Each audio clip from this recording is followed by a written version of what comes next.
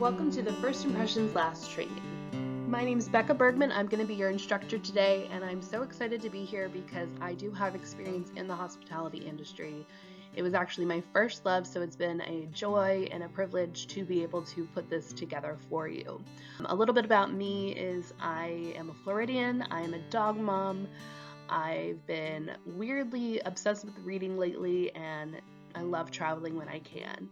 But let's go ahead and get started into this awesome topic of first impressions. The big goal of today is to make sure that whenever we are with guests, that we're making impressions that are lasting and that are positive. The way that we're going to make that happen is to reach these 4 outcomes today. So the first one is where we're going to analyze the importance of first impressions, specifically in hospitality. Then we're going to learn about Dale Carnegie's theory and how we could use that in our service industry. We're going to then analyze scenarios and see how their specific choices are affecting how they are perceived by others. And finally, my favorite part, we're going to learn how to create a big splash moment, which is going to be our way of ensuring that the first impressions that our guests have of us are the right ones. Now let's dip our toe into the pool a little. So what is a first impression? A quick Google search would tell you that it's the initial judgment of another person. But it really is a little deeper than that. It's someone's perception of another based on physical and psychological characteristics. These often produce a gut feeling of good or bad, positive or negative. Now, what's very interesting about this is that it's all about perception. And fun fact, that is unique to everyone. No one has lived the exact same way, nor experienced the exact same events. Therefore, each person's unique experiences filter and sway their views of someone. Basically, if you could meet 2 people at the exact same time and see the exact same thing, their first impressions of you could be vastly different. 7 seconds. Amazingly, all it takes is 7 short seconds. Research has shown that within the first 7 seconds of meeting someone, they will already form 11 impressions of you. They call this the 7-11 rule, like the gas station. That's the only way I remember this rule. Of these 11 impressions, the ones that stood out to me the most were the level of trustworthiness, competence, and professional desirability. Keep in mind, after 7 seconds, you might not have even had a chance to get a complete sentence out. So, do you think that these first impressions are always the right ones? Of course not. However, we can control how we present ourselves, and that's going to help us move in the right direction. So Sandra Hognes of Vasas University conducted a study in 2015. It specifically targeted first impressions in hotel customer service. I've pulled 3 interesting points from her study. Take a look at these. What patterns do you notice? How important are first impressions in the service industry? According to Hognes' research, the first impressions guests make create a huge impact on their overall experience with us. Not just us individually, the entire hotel. Luckily, we do have more control over all of this than it may seem. Before moving on, let's do a quick knowledge check. How long does it take to make a first impression? A, 7 minutes, B, 11 minutes, C, 7 seconds, or D, 11 seconds. If you said C, 7 seconds, you are correct. Remember, the 7-11 rule, just like the gas station, 7-11. It only takes 7 seconds to make 11 impressions. As we've just learned, those 7 seconds are extremely important in the hospitality industry. First impressions can make or break a guest's overall experience. It's important to take care and be mindful of those first moments with guests. For those looking to gain control over how others perceive them, look no further than Dale Carnegie. He was an American lecturer, author, and pioneer in the field of public speaking and the psychology of the successful personality. One of his most widely known works was the hugely popular How to Win Friends and Influence People. I've got to take a look at that. Anyway, today we are going to zero in on Carnegie's 4 ways in which we have contact with the world. Dale Carnegie once said, "There are 4 ways and only 4 ways in which we have contact with the world. We are evaluated and classified by these 4 contexts: what we do, how we look, what we say, and how we say it. Let's dig a little deeper. First, Carnegie identifies that our actions, or what we do, reflect what kind of people we are. Making choices that align with your morals and then doing them with confidence to back it up helps strangers form an opinion about what kind of person you are without even having to try to get to know you. Next, ask yourself, how do you want to be portrayed? If you want to be taken seriously, non-threatening, or even threatening, your appearance or how you look is a place to start. Your clothes, hair, shoes, and even your hygiene influence those perceptions. Think about it. If you want to be scary or intimidating, you know how to look. It should go without saying, but your word choice matters. Using different lexicon based on your environment started all the way back in primary school.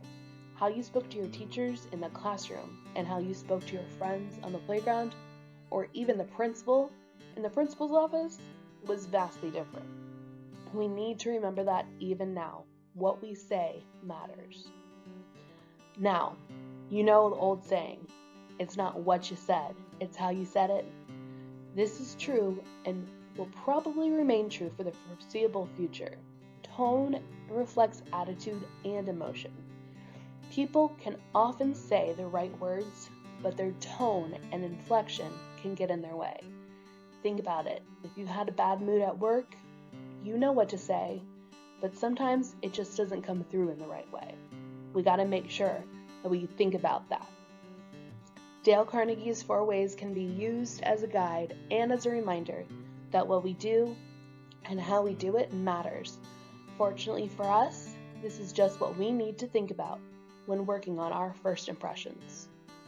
Now that we have a better understanding of the 4 aspects people use to form those 11 impressions during those first 7 seconds, we're going to complete an activity where you will have the opportunity to analyze how we can connect this information to the hospitality and service industry.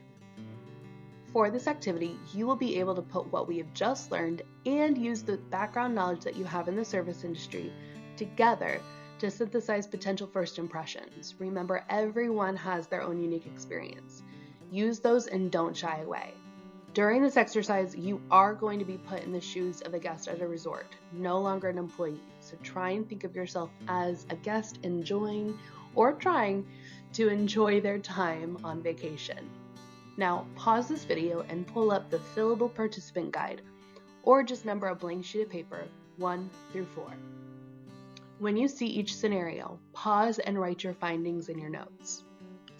Make note of the 4 ways that we've just learned. Use these as a guide in your thought process.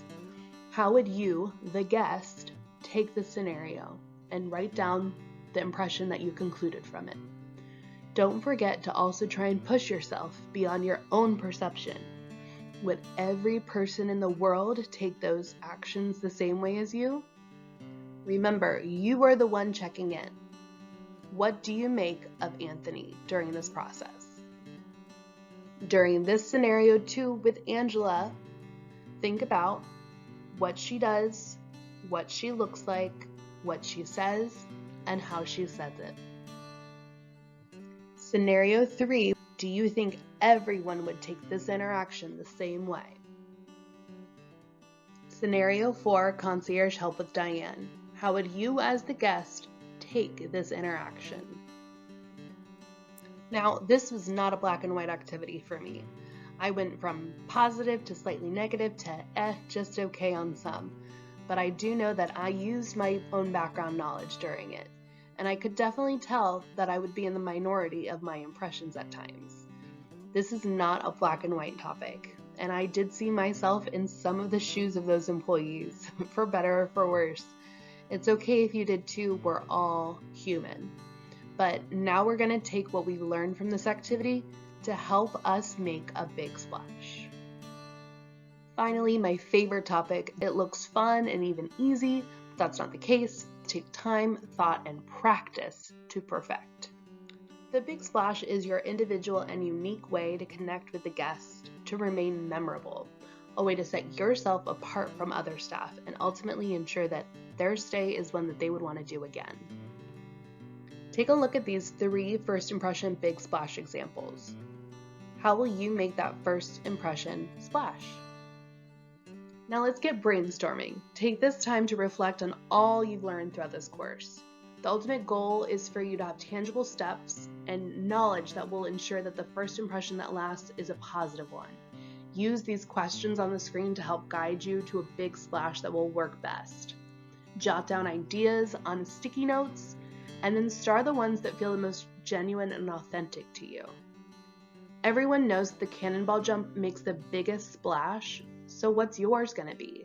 Set a timer for 4 minutes and pause this video so that you can take your time and really reflect and brainstorm. We've worked through the thought process of how we can make our first impressions last with a big splash. So let's do a recap on what we've accomplished.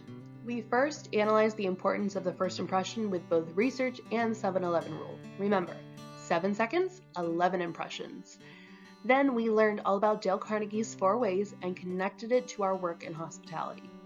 We took time to analyze real-world scenarios and determined the variety of conclusions that could be taken from those brief interactions.